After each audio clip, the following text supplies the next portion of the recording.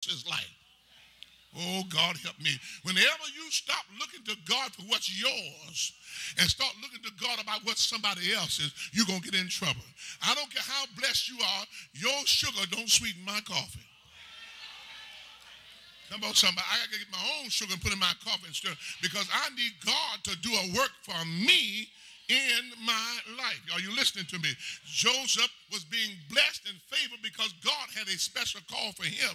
But it didn't mean that God neglected or denied the other 11 if they had the right attitude and the right mindset. Come on in here, somebody.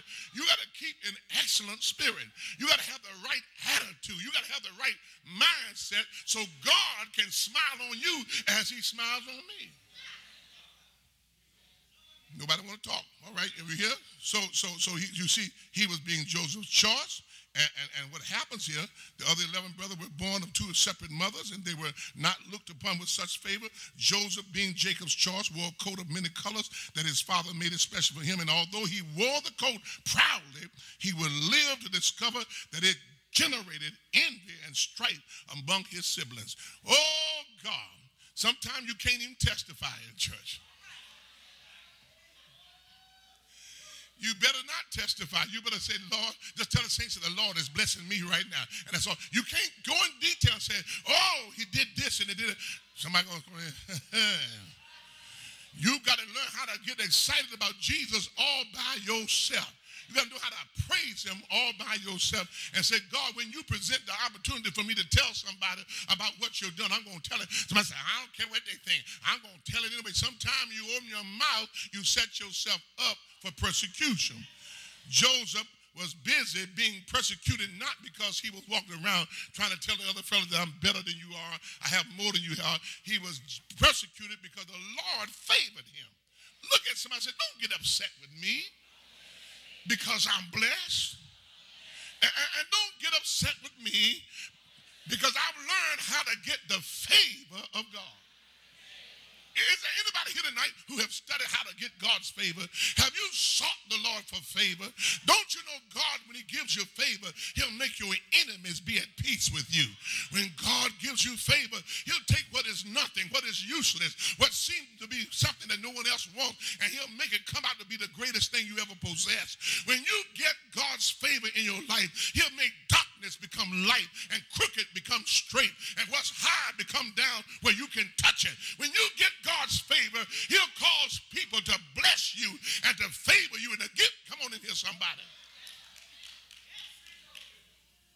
And don't get upset with me because the Lord blesses me, because I seek his face daily for his favor. And you gotta work hard to keep your life in line with his righteousness so that you always abide under his favor. You can't stay under God's favor living an iniquitous lifestyle, half-stepping. Come on, shucking and jiving. If you're going to get God's favor, you got to make up your mind. Holiness unto the Lord. You got to make up your mind to sanctify yourself. Oh, you don't want to talk with me. You got to be able to separate yourself. The word sanctify means set apart, set aside, separate. You got to sanctify yourself. You can't do what the world is doing. You can't do it because that's what everybody else is doing. You can't do it because it's convenient, because it satisfies you, because it appeases you. You got to say, where is righteousness in it? Is God pleased with this? Does this promote kingdom purpose? Does this promote the purpose for which God has created me and appointed me to this place at this time? It doesn't matter what my flesh desires, what my emotions desire. All that thrills my soul is to be found in the center of God's perfect will. Oh, y'all don't like this teaching. Now see, look, I want to be right. Look at somebody and say, I want to be right. Come on, tell them, say, I want to be right. Is there anybody here who wants to be right? Woo! Interpreter, are you preaching it as hard as I'm preaching it? I want to be right. I want to be right. I want to be saved. I don't want anything attached to me or hanging on me or part of me that's out of the will of God. I want only righteousness. I want only holiness, because brothers and sisters, I can't live without his favor. Nobody talking with me here tonight. I can't make it. I can't be successful. I can't achieve. I can't accomplish without God's favor. I need his favor when I go to do my business. I need his favor when I go to take care of my wife and my household. I need his favor when I go to lead this church. I need his favor when I go to make an income and a living. Y'all don't hear me? I need God's favor when I raise my children. I need God's favor when I minister to my grandchildren. I need God's favor when I walk in the community. I need God's favor. It's no joke. It's not a frivolous matter. It's a serious matter. You need God's favor. So often we run into difficulties because of the favor and blessings that have been bestowed upon us. If you excuse me, please, been bestowed upon us. Listen to this. It is not necessarily because we have done anything or consider ourselves to be anybody. For some reason, God has chosen to grant us favor above others, and because of this favor, we are hated without a cause. Come on here, somebody. Folk talk about me. He's trying to buy everything. I haven't bought anything for me. I bought it for us. I don't have nothing back here with my name on it as owner. Everything, every house in this community belongs to this church, not to me. And you go check the deeds. Go read it. It's not Barnett Thoroughgood. No, it's New Jerusalem Church. But folk don't see the vision. And therefore they get upset with you. Come on here with me, please. In verse 3 and 4 of our text, we are told that Israel, who was Jacob, loved Joseph more than all his children because he was the son of his old age. And he made him a coat of many colors. And when his brethren saw that their father loved him more than all his brethren, they hated him and could not speak peaceably unto him. Now you understand why some folk talk to you like a dog. Now you see why some folk always look at you funny and act like something wrong with you, and you don't be careful, make you feel like you want to withdraw yourself. Some folk just snap at you and just say all kind of crazy mess to you because they see something about you that they don't have. And my mama used to tell me, say, can't you see yourself? I said, no, I don't see myself. I don't want to see myself. I don't want to see because it make me nervous to see what I already see.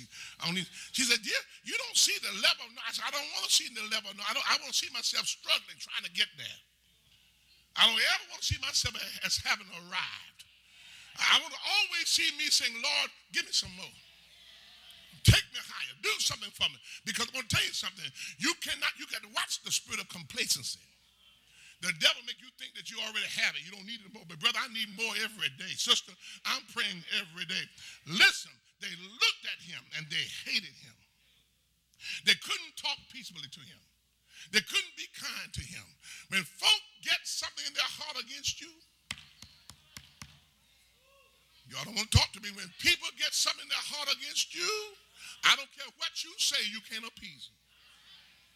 Isn't it amazing how people can become distorted with you simply because God has shown you some favor?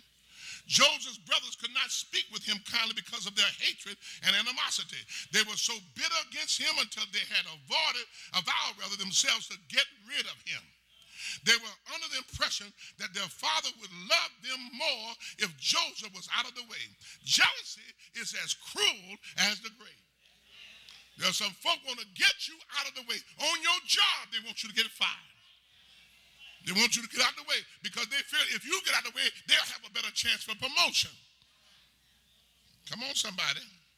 Now, to add insult to injury, Joseph had a dream. Now, see, that's what gets you in trouble. It's bad enough that the Lord favor you and bless you. Now the Lord started showing you stuff. Y'all don't help me. See, you've been better off if it didn't show you anything. The dumber you are, sometimes the better off you are. Y'all don't want to talk. Now, in verse 5 of the text, we are told, and Joseph dreamed a dream, and he told it his brethren, and they hated him yet the more. Verse 6, and he said unto them, hear, I pray you, this dream which I have dreamed. When people are angry with you, they are not willing to hear anything that you have to say. They take no pride in your work, nor do they take pride in your future. When they don't like you, they don't like you. When they don't want you, they don't want you. When they think you ought to be down, they just think you ought to be down. Listen, don't waste your time trying to make a fool accept you. I can't get anybody here. Don't waste your time trying to get somebody to love you.